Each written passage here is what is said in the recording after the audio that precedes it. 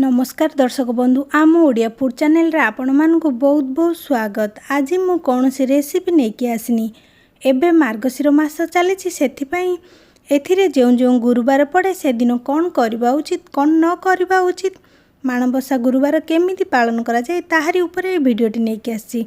आम ओडिया घरर माँ मौसी माने तो एसबू बहुत पुराना कालरू फॉलो करछंती किंतु जो माने जानी नाहंती बा आमर नूतन पीढ़ी सेमानक पई मु एई भिडियोटी नेकी आसी। आशा करूची आपण मानकु एही भिडियोटी भल लागिबो। जदि भल लागिबो प्लीज लाइक कर देबे। मार्गशीर मासरे माँ महालक्ष्मी जन्म होइतिले सेथिपाई एही मासरे जो जो गुरुवार पड़े ताको माणबसा गुरुवार कुहा जाए। एही मासटी को आद्य मास मध्य कुहा जाए। माणबसा गुरुवार प्रस्तुति पूर्व दिन माने बुधवार दिन ही स्टार्ट हो जाए। बुधवार दिन घर द्वार परिष्कार करी गोबर रे लिपि अरुआ चाउल को 2 ରୁ 3 घंटा भिजेला परे ताकू बाटिकी लक्ष्मी पाद धान केंडा पद्म फूल हाथी आदि झोटी दिया जाए। किछि लोक गुरुवार सकाळु भी झोटी दियंती। बुधवार दिन आंब पत्र अँला पत्र दुब बरकोली पत्र सोरिष फूल गेंडू फूल पद्म फूल 10 प्रकार फल माणरे जहाँ सबू परिबा आवश्यक प्रसाद प्रस्तुत करने जहाँ सबू परिबा आवश्यक बुधवार दिन ही रेडी करदेवे। एहाकु गुरुवार दिन ही यूज करेंगे पूर्वर बिल्कुल यूज करेंगे ना नहेले यह अईंठा हो। बुधवार दिन माँ को खटुली को भल भाव परिष्कार करी 16 पाखुड़ा पद्म फूलर झोटी देदेवे। गुरुवार दिन ब्राह्म मुहूर्त माने प्रत्युष माण बसा जाए सेथिपाई भोर जल्दी उठी घर झाड़ू करदेवे। हलदी लगे कि गाधेबे तेल किंबा साबुन बिल्कुल लगेबे नहीं। धला बा हलदिया रंगर वस्त्र पिंधिबे पादरे अलता लगेबे। प्रथमे जो जो जगार माँकर पादर झोटी देइथिबे सेठी फूल आंबपत्र दुब बरकोली पत्र दे माँ को आवाहन करिवे। घरर मुख्य दुआर मुह पाखरे गोटे कलश रखिबे जेउठी माँकर पादर झोटी देइथिबे सेथिरे आंब डाल दुब बरकोली पत्र देबे। कलश पाखरे गोटे दीप भी जळेबे। सेमिति पूजा घर दुआर भी गोटे कलश रखिबे। माँकर खटुळू उपरे नुआ धान को रखिबे ता उपरे माण रखिबे माण उपरे नुआ धान पुणी रखिबे ता उपरे आउ गोटे माण रखिबे एथिरे भी धान रखिबे। गोटे बड़ बासन रे पानी हलदी गंगा जल को नेबे एथिरे माँ को गाधोई देबे। एबे एही पानी को माण उपरे छिंची देबे। माण उपरे 3टी गुआ 3टी हलदी रखिबे। एबे धान केंडा को माण उपरे रखिबे। नुआ वस्त्र को धान केंडा उपरे रखिबे। खटुली रे मूला कदली अँला डल कंधमूल आखु सोरिष फूल को देबे। एबे आउ गोटे पीढ़ा रे 3टी जगार धान रखिबे एथिरे कलश दीप गोटे गुआ रखिबे। अखंड दीपटिए जळेबे यह दिन सारा जळिबो। माणबसारे साधारणतः पद्म फूल सोरिष फूल गेंडू फूल दुर्लभा एसबू माँ को पूजा व्यवहार हुए।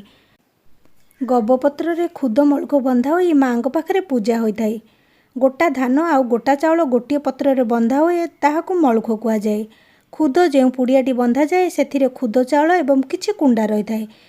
यह माँकर बहुत पुराना पूजा पद्धति। खुद मलख को आपण केबे भी स्किप करेनि।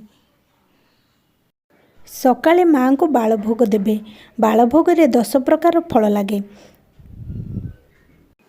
10 प्रकार फल सहित पणा कंपलसरी लगे।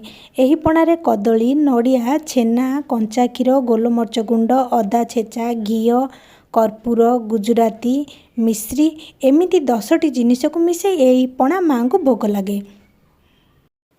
आपण गुजराती बदल रे लवंग मिश्री बदल रे गुड़ भी व्यवहार करें। माँ को धूप झुणा भी देबे। धूप झुणा 3 टाइम्स देबे। माँ को पाखरे गोटे चंडकड़ा थालिया रखिबे। आपण को पाखरे जदि थालिया नहीं आपण कदली पत्र भी यूज करि परिबे। सकाळर बाल भोग दीपहर संकुड़ी भोग पुणी माण उठा समय भोग सबुतक भोग को काढ़ी आमे एई चंडकड़ा थालिया रे ही रखिबा। माँ को केबे भी चंड काढ़ी तले देबेनी। माण जेतेबेले उठा सरिबो आपण एई चंड को नेकी उजेई देबे। सकाळर बाल भोग 4टा ରୁ 5टा भितरे लगे देबे। सकाळर भोग सरला पर 12टा ରୁ 1 भितरे द्वितीय भोग लगेबे। एही द्वितीय भोग को संकुड़ी भोग भी कुहा जाए। जेमिति महाप्रभु जगन्नाथंकर समस्त प्रसाद को महाप्रसाद कुहा जाए सेमिति माँकर समस्त प्रसाद को नागी कुहा जाए। द्वितीया भोगरे अन्न खीरी खेचुड़ी घांट तरकारी आंबिल खजुरी खटा कदली भजा सोरष साग भजा दही पखाल गईंठा डालमा सेमिति पिठारे छणा मंडा सिजा मंडा काकरा चितौ पिठा छुंचीपत्र पिठा बुढ़ा चकुली बिरी लडू बिरी बरा ये सब प्रसाद को भिन्न भिन्न पाली रे बांटिकी भोग लगा जाए।